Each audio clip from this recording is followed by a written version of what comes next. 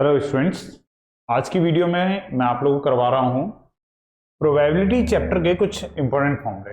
ये फॉर्मूले class 11th में भी काम आते हैं और क्लास 12th में भी काम आते हैं, तो आप इन फॉर्मूलों को नोट कर लेना। मेनली ये मैं क्लास 11th के ऑब्जेक्टिव से करवा रहा हूँ, तो क्लास 11th में जो फॉर्मूला आप लोग यूज करेंगे वो मैं अभी करवा रहा हूँ आपको। तो चलिए एक एक करके फॉर्मूले करते हैं। कौन कौन से फॉर्मूले हैं तो देखिए, प्रोबेबिलिटी में जो फॉर्मूले यूज होते हैं वो सेम वैसे ही फॉर्मूले होते हैं जैसे सेट्स के अंदर फॉर्मूले यूज होते हैं। तो सारे फॉर्मूले ऑलमोस्ट वैसे ही हैं जैसे सेट्स में होते हैं।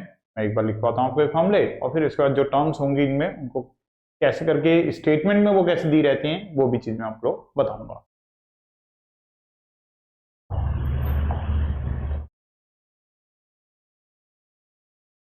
तो पहला ही फॉर्मूला है प्रोबेबिलिटी का कि अगर प्रोबेबिलिटी लेनी हो A union B plus probability of A intersection B, ये इक्वल टू होता है probability of A plus probability of B. Same formula आप लोगों ने सेट्स में भी पढ़ा होता है ये फॉर्मूला, बस वहां पे हम लोग एन लिखते थे, यहाँ पर पी लिख रहे हैं। इसमें एक टाइप के इवेंट होते हैं mutually exclusive event. If A and B are mutually exclusive events। अगर A और B म्यूचुअली एक्सक्लूसिव इवेंट हो तो म्यूचुअली एक्सक्लूसिव इवेंट हम उनको कहते हैं जिनमें कुछ भी कॉमन एलिमेंट नहीं होता है। तो इसका मतलब ऐसे इवेंट्स के लिए probability of A intersection B जो होगी वो 0 होगी, और अगर A इंटरसेक्शन B को 0 कर दोगे तो फॉर्मूला हो जाएगा probability of A union B equal to probability of A plus probability of B। तो म्यूचुअली एक्सक्लूसिव इवेंट के लिए आप डायरेक्ट इस फॉर्मूले को यूज कर सकते हैं। एक और फॉर्मूला इसके अलावा, अगर प्रोबेबिलिटी निकालना हो A डैश को, A डैश की प्रोबेबिलिटी होती है 1 माइनस प्रोबेबिलिटी ऑफ A।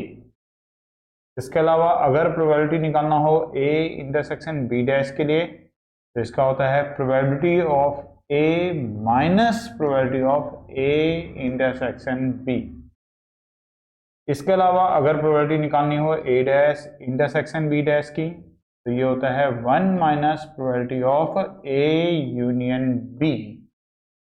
अगर प्रोबेबिलिटी निकालनी है A dash union B dash की तो इसका फॉर्मूला होता है 1 minus probability of A intersection B। तो ये कुछ फॉर्मूले जो प्रोबेबिलिटी में हम लोग क्लास 11 के अंदर कॉमनली पढ़ेंगे।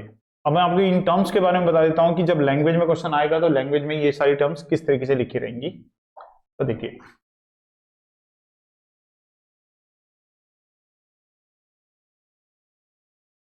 ए यूनियन बी को जब लैंग्वेज में स्टेटमेंट में या वर्ड्स में लिखा रहेगा तो कैसे लिखा रहेगा, ए और बी। तो कहीं पर अगर और वर्ड का यूज हो रहा है, ए और बी के बीच में अगर और वर्ड का यूज हो रहा है तो वहां पर आपको यूनियन का यूज करना। या कई बार लैंग्वेज में ऐसे भी लिखा रहता है एटलीस्ट ए बी, एटलीस्ट के लिए भी आपको यूनियन का यूज करना होगा। अगर ए इंटरसेक्शन बी होगा तो वहां पे ए एंड बी, तो कहीं पर अगर एंड लिखा होगा तो वहां पर आपको ए इंटरसेक्शन बी लगाना है, एंड के लिए आपको इंटरसेक्शन लगाना है और के लिए यूनियन। या बोथ ए बी भी लिखा रहता है, अगर बोथ ए बी लिखा होगा तो भी आपको इंटरसेक्शन साइन का यूज करना है। ए डैश को वर्ड्स में जब लिखेंगे तो हम लिखेंगे not A intersection B dash को जब हम वर्ड्स में लिखेंगे तो लिखते हैं A but not B, A but not B, या फिर ओनली ए। अगर A dash intersection B dash को वर्ड्स में लिखें तो इसको वर्ड्स में लिखते हैं नीदर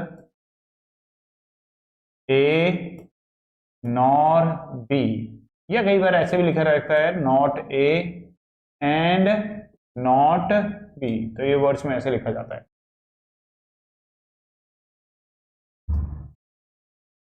ए डैश यूनियन बी डैश को लिखा जाएगा नॉट ए और नॉट बी। तो इसको अगर वर्ड्स में लिखा जाएगा ए डैश यूनियन बी डैश को तो नॉट ए और नॉट बी करके लिखा जाएगा। तो ये कुछ फॉर्मूले हैं जो हम लोग प्रोबेबिलिटी के अंदर यूज करते हैं, और ये टर्म्स हैं जो यूनियन इंटरसेक्शन के लिए यूज किए।